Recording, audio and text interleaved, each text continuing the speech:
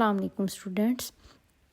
आज हम Punjab text book का चैप्टर नंबर 1 कम्प्लेक्स नंबर उसकी एक्सरसाइज नंबर 1.2 का क्वेश्चन नंबर 3 स्टार्ट कर रहे हैं, जिसमें हमें सबसे पहले ये मालूम करना है कि अगर किसी कम्प्लेक्स नंबर का अंडर रूट आ जाए तो हम उसमें रियल पार्ट को अलग और इमेजिनरी पार्ट को अलग कैसे रिप्रेजेंट करेंगे, यानी हमें अंडर रूट में से आयोटा पार्ट को बाहर निकालना है। तो उसके लिए हमारे पास z का जो इमेजिनरी पार्ट है उस पर हमारे पास शर्त है कि वो ग्रेटर देन 0 हो। तो उसके लिए हमारे पास फार्मूला आपको स्क्रीन पर नज़र आ रहा है, और अगर वो y 0 से छोटा है तो फिर उसके लिए आयोटा के साथ नेगेटिव साइन आ जाएगा, बाकी formula same as it is है। और अगर y 0 के इक्वल है तो फिर उस सूरत में हमारे पास सिर्फ रियल पार्ट का अंडर रूट आंसर आएगा। इस अमल से, इस फार्मूले से हमें रियल पार्ट अलग और इमेजिनरी पार्ट बिल्कुल सेपरेट होकर दिखाई देगा अगर भी किसी भी कम्प्लेक्स नंबर का अंडर रूट आ जाए। तो सबसे पहले, क्योंकि इस क्वेश्चन नंबर 3 के फर्स्ट पार्ट में एक कम्प्लेक्स नंबर का स्क्वायर है और दूसरी साइड पर इक्वल के एक सिंपल कम्प्लेक्स नंबर है, तो हमें सबसे पहले दोनों साइडों पर अंडर रूट ले लेना है, जिसमें एक साइड पर स्क्वायर ख़त्म हो जाएगा और दूसरी साइड पर एक कम्प्लेक्स नंबर का अंडर रूट आ जाएगा। अब इस अंडर रूट को सॉल्व करने के लिए हमें सबसे पहले उस फार्मूले में मौजूद z का मॉडुलस निकालना है। अब मॉडुलस निकालने के लिए हमें सबसे पहले z को बताना है कि उसमें हमारा रियल पोर्शन क्या है, इमेजिनरी पोर्शन क्या है। तो हमारे z में रियल पार्ट 25 और इमेजिनरी पार्ट 60 है, जो कि ग्रेटर देन 0 है। सबसे पहले हम मॉडुलस का जो सिंपल फार्मूला है उसको यूज़ करके मॉडुलस की वैल्यू निकाल लेते हैं। उसके बाद हमें ये मालूम है कि हमारे z का y पोर्शन 0 से बड़ा है, तो हम वो वाला फार्मूला यूज़ करेंगे जिसमें आयोटा के साथ प्लस का साइन है।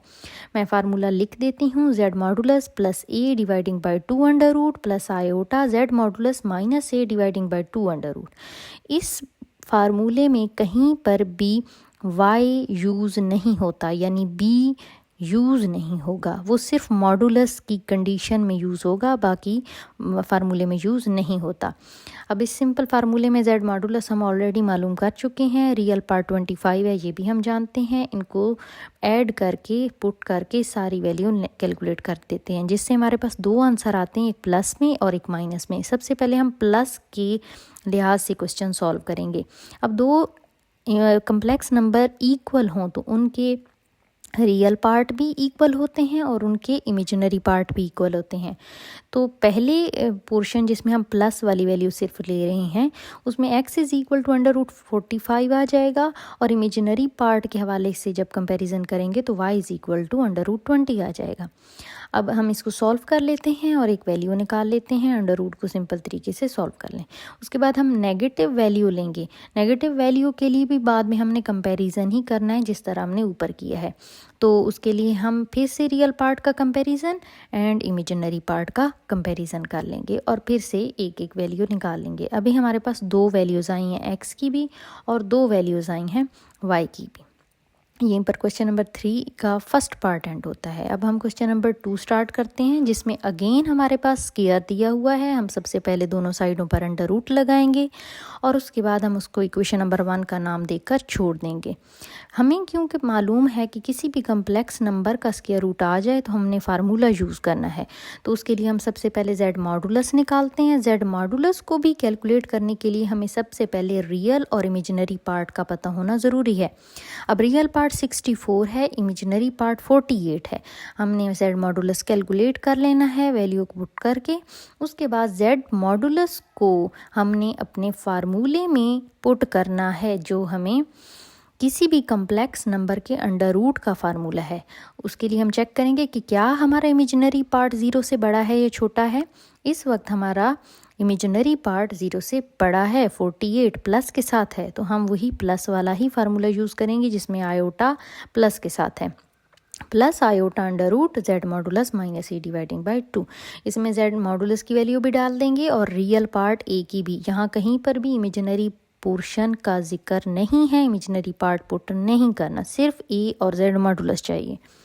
इसके बाद हम इसका दो आंसर निकाल लेते हैं, एक प्लस में और एक माइनस में। अब हम जिस तरह पीछे वाला क्वेश्चन हमने सॉल्व किया है कि कम्प्लेक्स नंबर का अंडर रूट निकालने के बाद उसको इक्वेशन नंबर 1 में पुट कर दें और x plus iota y is equal to plus minus under root 72 plus iota under root 8 आ जाएगा। क्योंकि दो वैल्यूज़ आ रही हैं तो कंपैरिजन में पहले हम प्लस के साथ सॉल्व करेंगे, फिर हम माइनस के साथ सॉल्व करेंगे।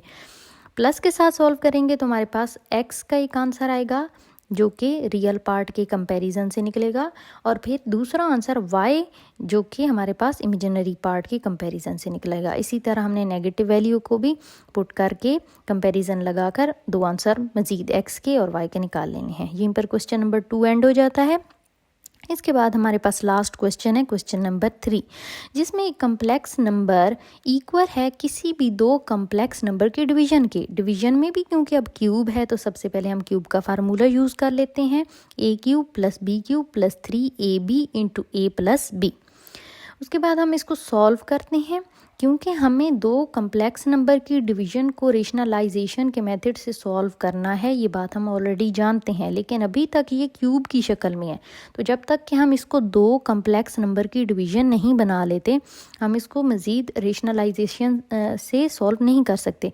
तो सबसे पहले हम क्यूब को खोल कर सॉल्व कर लेते हैं ताकि वो एक कम्प्लेक्स नंबर बन जाए जिसका एक रियल पार्ट हो और एक इमेजिनरी पार्ट हो।